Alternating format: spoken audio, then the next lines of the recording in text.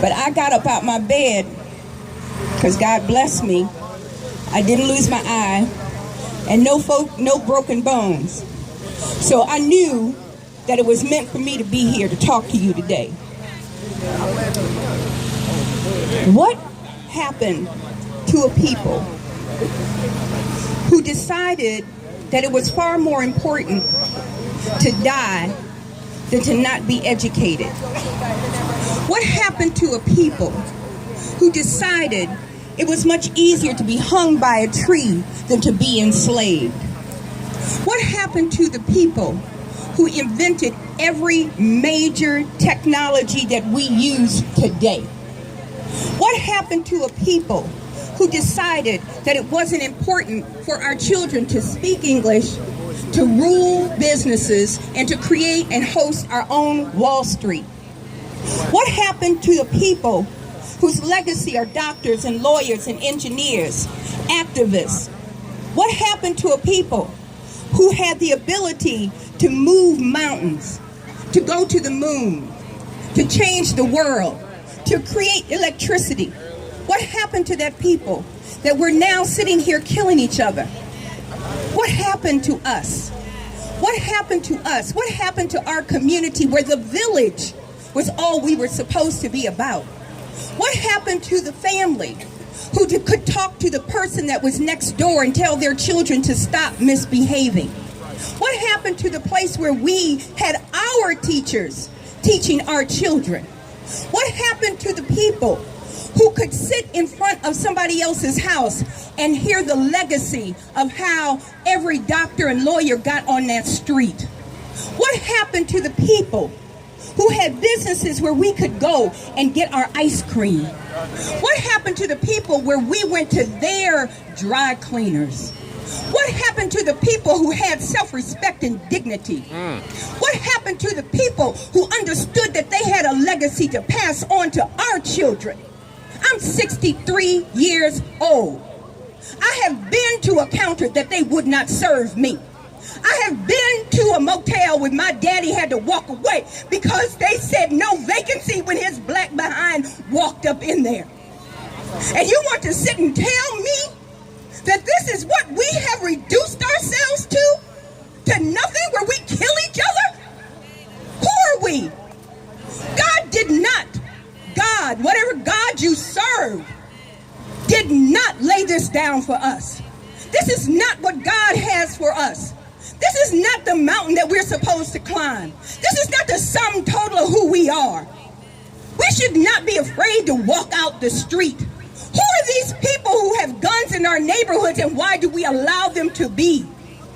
Why do we allow them? We can talk about the police all day, and the justice system and Homeland Security should get all those rogue police and move them into a justice facility.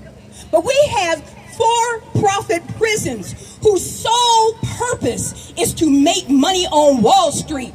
You can go right now and invest into 2 prison systems who have a mandatory 90%, hear me, 90% occupancy.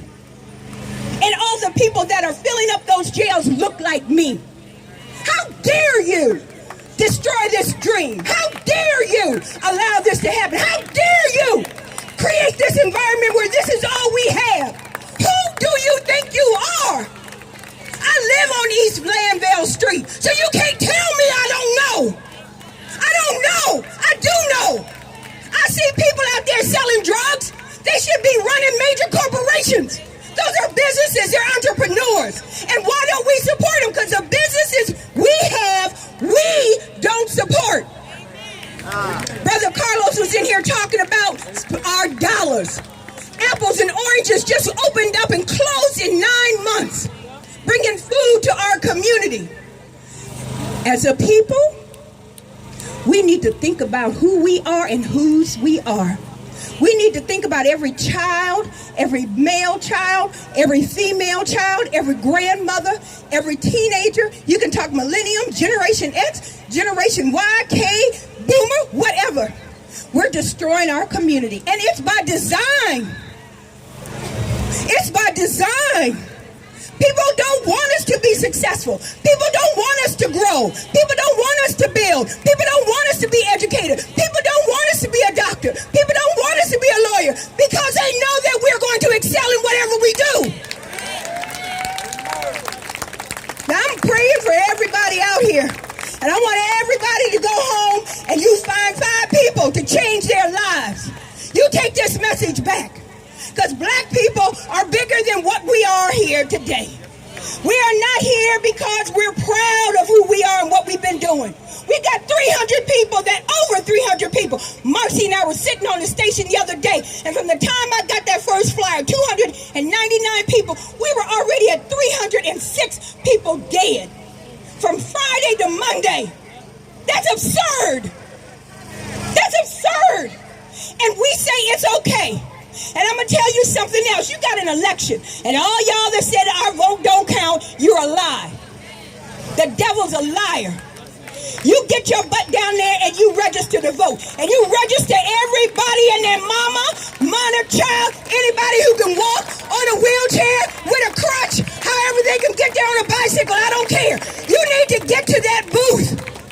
And you need to vote for people who are about us. And if they don't have our agenda, this is the educational system, and we're closing schools. This is education. We don't have recreation centers. You better be looking for somebody who has our interests at heart, who's going to grow our community, who's going to build our businesses, who's going to create our income, who's going to be able to allow us to buy our houses. All these vacant houses, we should have 99.9% of them owned by black people. And if we can't do it by ourselves, we need to do it in a group. You get your whole block together. This is enough. It stops here today.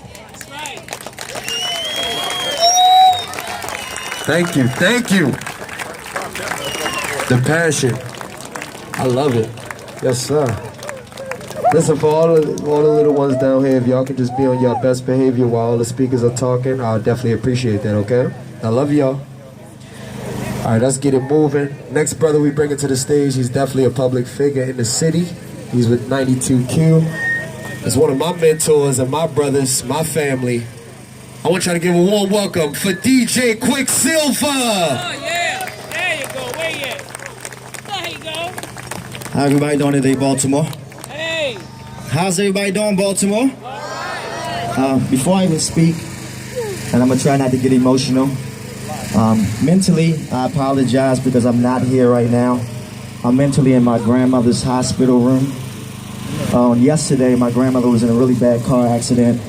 She's in ICU right this second.